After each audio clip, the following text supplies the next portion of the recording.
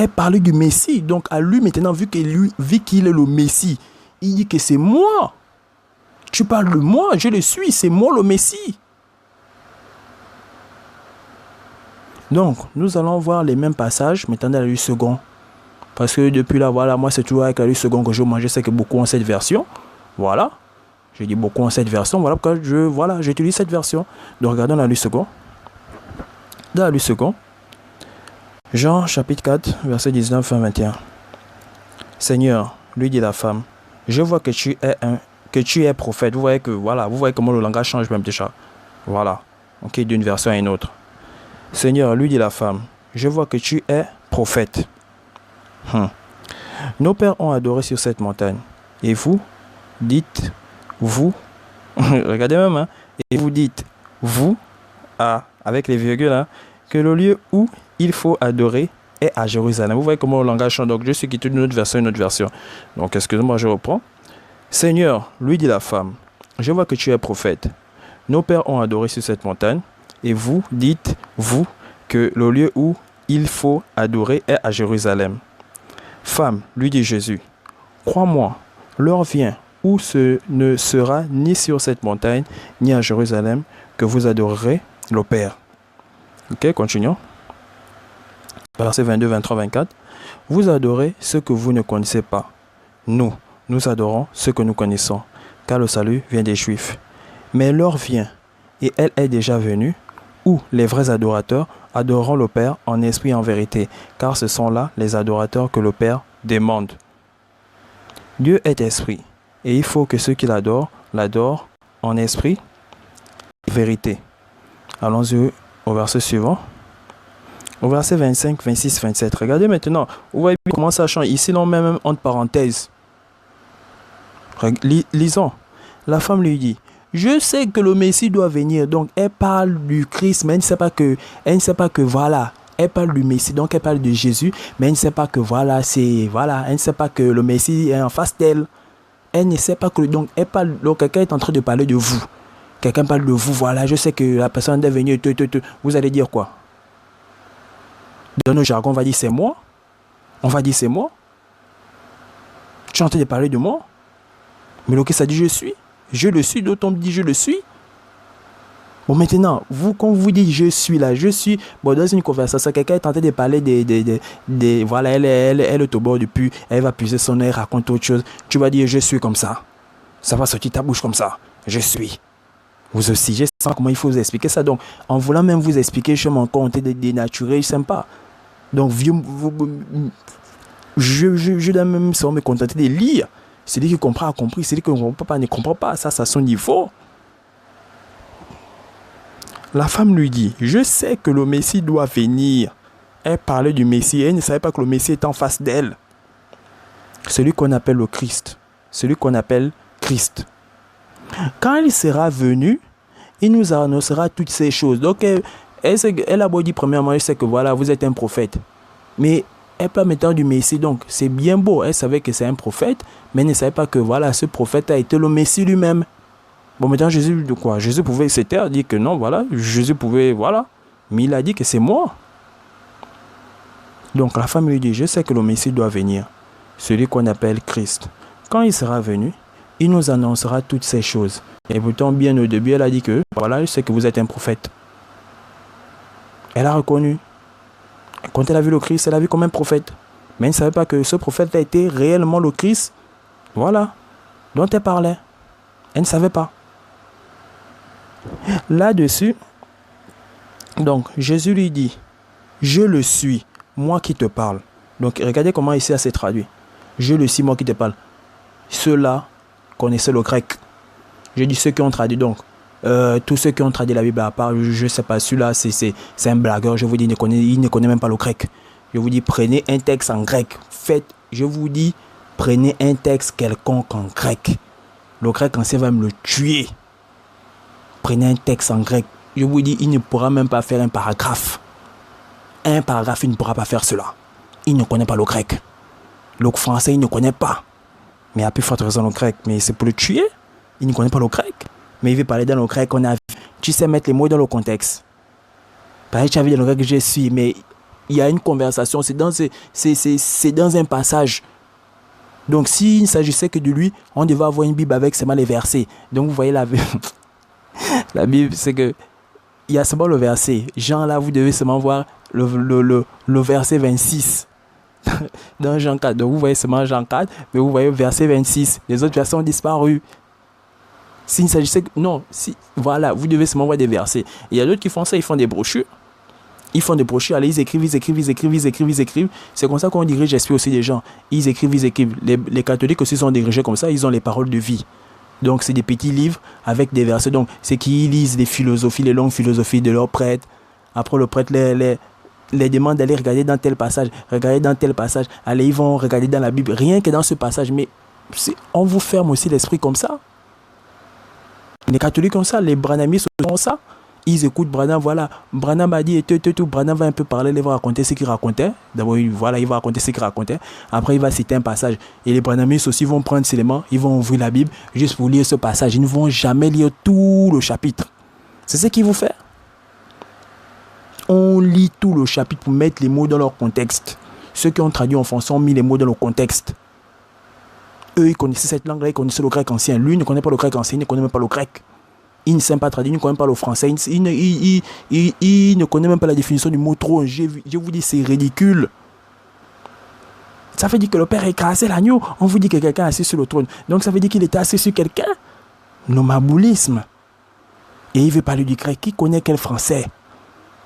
Et il parle des révisants. Il a révisé son truc là comment? Hier, il vous disait que la matin, voilà, c'est les textes originaux. Deuxièmement, il dit que voilà, dans sa première version, il a traduit, il a laissé les textes de la Martin, voilà, mais il s'est rendu compte, voilà, que la Martin, c'est une Bible paganisée, voilà, donc il ne veut plus utiliser, voilà, la première version parce que les textes, c'est Martin.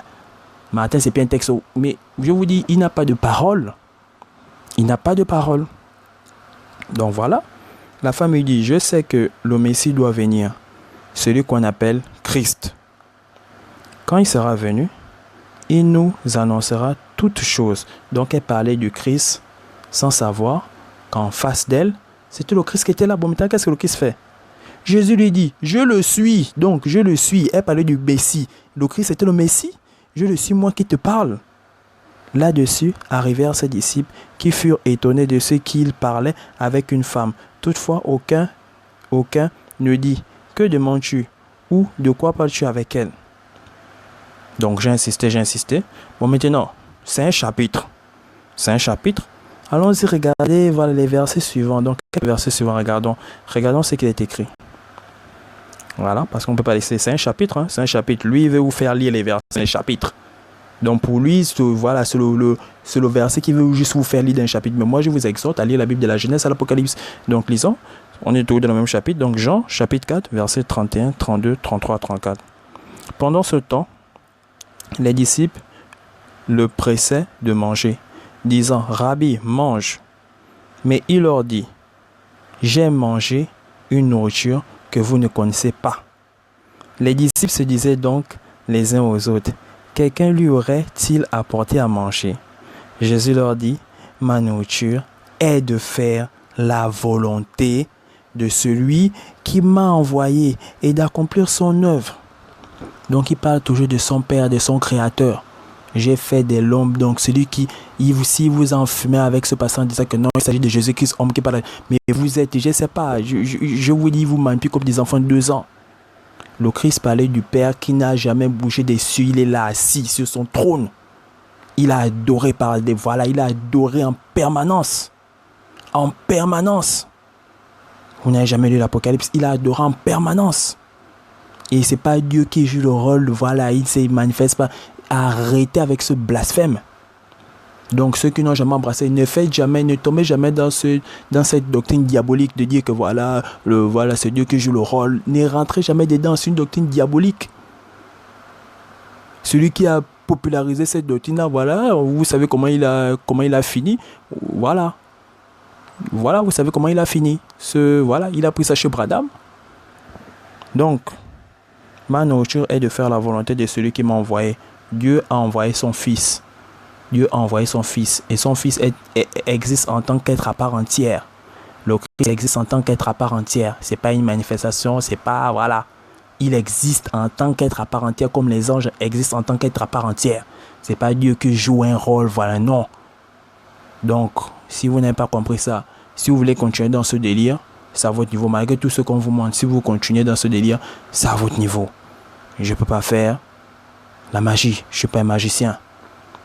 Je suis un serviteur du Christ. Je ne suis pas un magicien. Je ne fais pas dans ces diableries.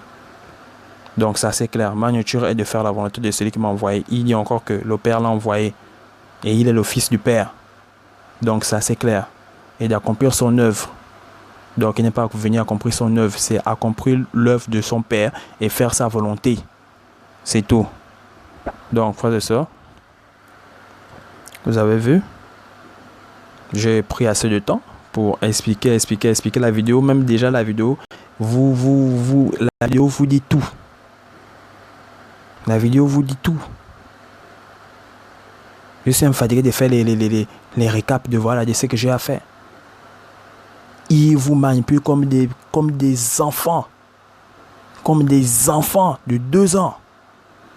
Ils viennent et vous séduisent un peu là. Voilà, vous depuis payer la dîme, beaucoup sont contents. Non, la dîme n'est plus d'actualité.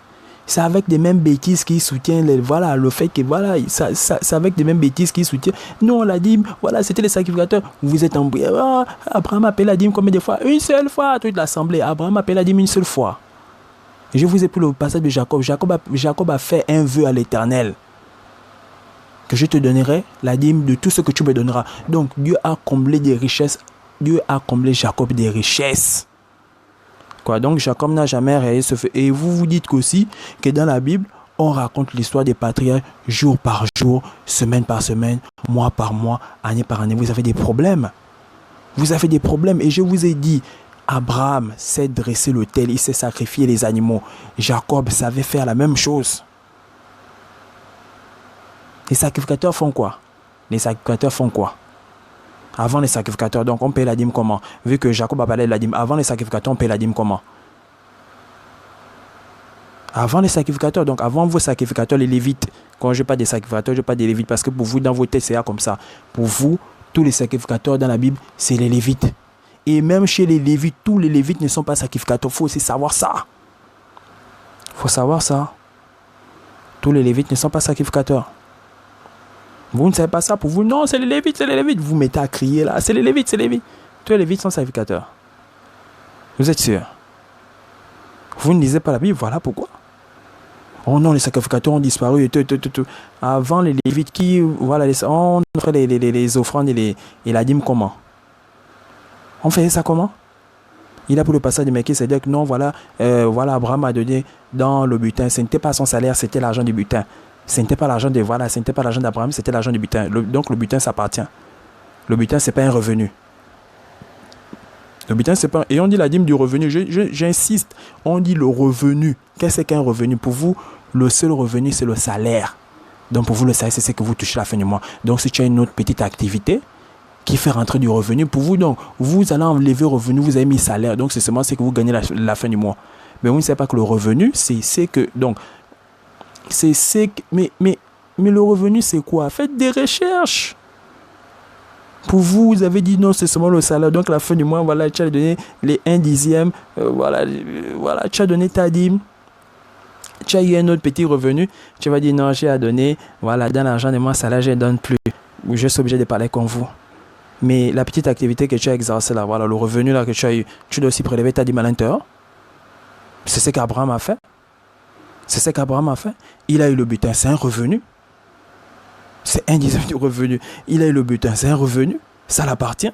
Donc, qu'est-ce qu'il fait de ça? Il avait l'habitude de faire ça. Quand il a un revenu, il donne à Dieu. Et je vous dis, Abraham savait égorger un animal, il savait sacrifier à l'Éternel. Vous n'avez jamais lu la Bible, pourquoi vous ne comprenez pas ça? Beaucoup de moi se posent la question, pourquoi il a donné donc à Melchi? Mais moi, je vous dis, même les Lévites, même Aaron, si vous avez lu la Bible, vous avez vu que le beau-père de Moïse est venu offrir des sacrifices et pourtant Aaron était là et ils ont tous mangé le sacrifice. Mais je vous dis, le beau-père de Moïse a même apporté. Vous ne lisez pas la Bible. Vous ne lisez pas la Bible. Le beau-père de Moïse, vous allez dire que c'était un sacrificateur païen. Mais ça fait des problèmes. Vous avez des problèmes si vous faites sortir ça de votre bouche. Allez-y faire des recherches. Regardez le beau-père de Moïse. C'était pas un sacrificateur païen. Donc, bien avant les Lévites, il y avait des sacrificateurs. Il y avait des sacrificateurs. Un sacrificateur, c'est quoi? Faites des recherches. Voilà. Qu'est-ce qu'un sacrificateur? Et les Lévites, c'est Dieu qui a décidé que voilà, les Lévites servent seulement, voilà. Mais sinon, avant, il n'y avait pas, par exemple, une tribu, un clan qui était désigné pour être sacrificateur. Mais vous blaguez, vous ne lisez pas la Bible. Il vient vous dire la dîme n'est plus d'actualité, vous êtes content parce que vous croyez que les miettes que vous avez là, je sais pas, c'est les miettes là qui vous donnent le souffle de vous croyez que c'est les miettes, vous êtes même cupide. Vous avez du mal à donner l'argent à Dieu.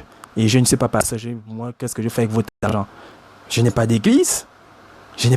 Mais je vous dis la vérité, que ça vous plaise ou non, la dîme est d'actualité. On va vous prendre les versets, vous allez divaguer de gauche à droite. Oh non, les sacrificateurs, ils sont plus là, vous blaguez, vous n'avez jamais lu la Bible. On vous montre des versets comme là, il vous a monté un verset, il vous dit, voilà, Jésus a dit, je suis. Mais en temps, la femme a déjà parlé bien avant du Messie. Donc, il est obligé de dire que c'est moi. Je suis là, c'est pour dire que c'est moi. Tu parles de moi, c'est moi. Quand tu te dis que le Messie arrive, mais c'est moi. Donc, c'est assez clair. Donc, celui qui a compris, c'est bon. Ça ne s'arrête pas là. Il y a beaucoup de vidéos. Je vous dis, il y a tellement d'erreurs. Il y a tellement d'erreurs dans ces vidéos que je ne sais même plus. Vous voyez comment je laisse la divinité, je laisse la dîme, je viens maintenant. Mais il fait tellement de bêtises. Et c'est que si je continue d'abord sur une seule playlist, les gens vont dire non, voilà. Donc, je suis obligé d'aller là-bas pour ceux qui n'ont pas vraiment. Donc, nous allons regarder une autre coup de vidéo.